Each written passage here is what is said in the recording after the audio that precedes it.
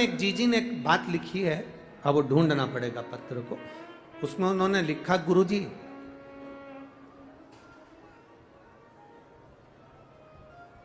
मान लो हम जल चढ़ाते चढ़ाते 2-3 महीने हो गए और शंकर भगवान हमारी नहीं सुन रहे, तो हम जल किस दिशा में बैठकर चढ़ाएं या किस दिशा में खड़े होकर चढ़ाएं? जलाधारी कहां होती है शंकर भगवान की? जम के बोलो जरा सबको, पहले भी कथाओं में बताया। शिव जी की जो ये शंकर भगवान का शिवलिंग है, ये जलाधारी जो पानी बहने का स्थान है, पूरब पश्चिम उत्तर दक्षिण, इसमें से जलाधारी किस ओर जाती है? उत्तर की ओर। कहां जाती है? जम के बोलो जरा, उत्तर की ओर। केवल भारत की भूमि पर एक शिवलिंग ऐसा है जिसकी जलाधारी दक्षिण की ओर है, वो केवल उज्जैनी के कालाधिपति महाकाल बाबा हैं, जिनकी जलाधारी दक्षिण में। बाकी के दुनिया में जितने आपको शंकर के मंदिर मिलेंगे, जितने शिवालय मिलेंगे, सबकी जलाधारी कहां पर रहेगी? जम के बोलो जरा, उत्तर में। उत्तर की ओर जलाधारी रहेगी, उत्तर में। पूरब पश्चिम में नहीं, दक्षिण में नहीं, उत्तर की ओर जलाधारी रहती है। तो बेटी ने पूछा कि गुरुदेव अगर मान लो हमें जल चढ़ाता चढ़ाता इतना दिन हो गया और बाबा नहीं सुनी दिया, तो हम कई करें? अब उसने तो, बेटी ने तो अपनी भाषा में, राजगढ़ की भाषा में लिख दिया कि हम काई करें। अब तुम बताओ। तो मेरा उस बेटी से निवेदन है, तुम काई मत करो, बस इतना करो कि उत्तर की ओर जो जलाधारी होती है ना, प्रत्येक मंदिर में, ऐसा कोई शिव मंदिर नहीं होगा जिसमें उत्तर की ओर जलाधारी नहीं हो। सब मंदिर में उत्तर की जलाधारी रहती, केवल एक कालाधिपति महाकाल राजा की दक्षिण में, बाकी के सब की उत्तर में।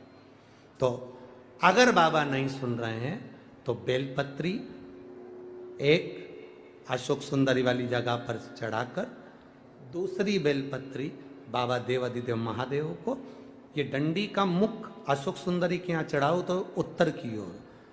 ये जो आप बेलपत्र चढ़ाओगे शिवलिंग के ऊपर, इसकी डंडी का मुख भी उत्तर की ओर। और तुम जब बैठो तो दक्षिण में बैठना। कहां पर बैठना?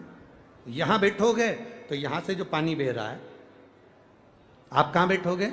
जैसे ये पानी यहां बह रहा है तो तुम्हें कहां बैठना है? इसके इधर। ना तुम्हें इधर बैठना है, ना तुम्हें उधर बैठना। कहां बैठोगे? दक्षिण में। दक्षिण में बैठोगे तो तुम्हारा मुख कहां हो गया? जम के बोलो, जम के, उत्तर में। तो तुम जब यहां बैठोगे तो ये जो जलाधारी है जहां से पानी बहकर जा रहा है, यहां बैठोगे।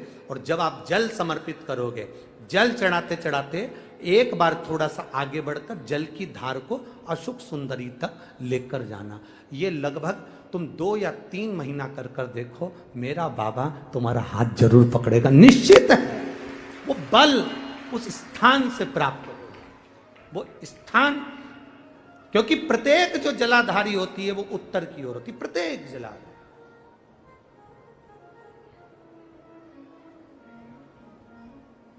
शंभो शरणे मांगू घड़ी रे, दुख काटो दया करी दर्शन।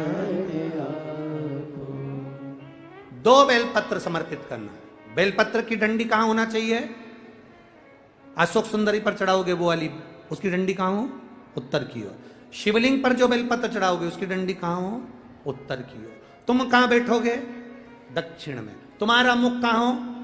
उत्तर। अर्थात जहां से पानी बहकर जा रहा है, हम इधर बैठे तो जैसे ये जल उधर बहकर जा रहा है तो हम इधर बैठकर बाबा को जल समर्पित करें। और जल चढ़ाते चढ़ाते अपने कलश को थोड़ा सा आगे बढ़ाएं, जिससे अशोक सुंदरी तक वो धार जाए और वापिस शिवलिंग पर चढ़ाकर हमारे पास वो कलश वापिस आए। ये धार का महत्व समझो।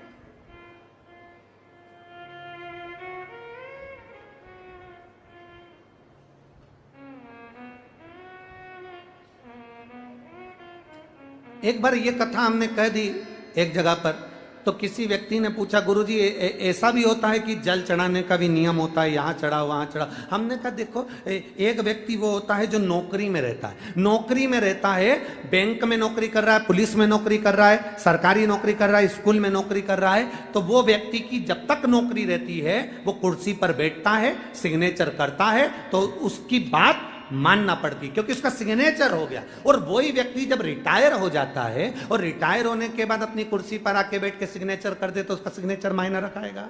बोलो जम के। वो किसी को सस्पेंड कर दे तो बात आएगी, भले कितना बड़ा भी ऑफिसर हो, पहले तो तू रिटायर हो गया, रिटायर होने के बाद तू किसी को सस्पेंड नहीं कर सकता। कुर्सी जब तक तेरे पास है, पद जब तक तेरे पास है, तू जब तक नौकरी पर है, तेरे सिग्नेचर का मूल है। तो ऐसा हमारे यहाँ भी स्थान बताए गए कि यहाँ बैठकर जब आप सिग्नेचर करोगे, मतलब यहाँ बैठकर जब आप जल चढ़ाओगे, तो वो जल मेरा महादेव स्वीकार करता है और उससे तुरंत फल की प्राप्ति हो जाती है। ये सिग्नेचर।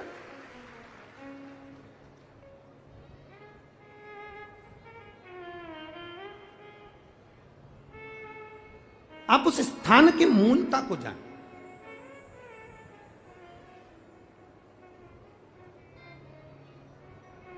तैतीस कोटि देवता जहां से जल बहता है उत्तर की ओर, 33 कोटि देवता विराजमान होते हैं। हम कई बार जल चढ़ाते हैं, तो हमारी आदत क्या होती है, कई बार जल चढ़ाने वाले जितने लोग हैं, जैसे हमारी आदत क्या है, ये शिवलिंग है, ये जलाधारी, तो हम यहाँ बैठ जाते हैं। कहाँ बैठते हैं? यहाँ बैठ गए, यहाँ बैठ के हमने जल चढ़ाया। तुम्हें लगता है ना शंकर जी हमारे सामने होना चाहिए, तो हमने यहाँ बैठ के जल चढ़ा दिया। जल चढ़ाया, अब आप चढ़ा तो रहे हो, ठीक है, पर स्थान की मूलता, यहाँ जो कुर्सी है, यहाँ जो स्थान है, उस पर बैठकर कोई प्रधानमंत्री, मुख्यमंत्री, आदि अध्यक्ष, उपाध्यक्ष, विधायक आदि, इसकी जो कुर्सी होती है, कुर्सी साधन स्थान की मूलता है कि तुम बैठे कहाँ हो। जल चढ़ाते समय, तुम बाबा से कहते समय, तुम्हारी भाव कहां पर है, किस स्थान पर बैठकर आप क्या कह रहे हो। एक व्यक्ति चौराहे पर खड़ा होकर खूब भाषण दे, खूब के, लोग उसकी बात मानेंगे क्या? जम के बोलो जरा, नहीं। और वही व्यक्ति जब किसी व्यास गादी पर बैठ जाए, किसी स्थान पर बैठ जाए, जब वो अपने भगवान की बात करे, ज्ञान की बात करे, तो लोग उसकी बात मानते, थोड़ा बहुत मानेंगे पर मानेंगे जरूर। सबको मालूम है ये बड़बड़ करे, फिर भी अच्छी जगह पर बैठा, स्थान पर बैठा, उसकी मूलता, उस गादी की मूलता, उस स्थान की मूलता बढ़ गई।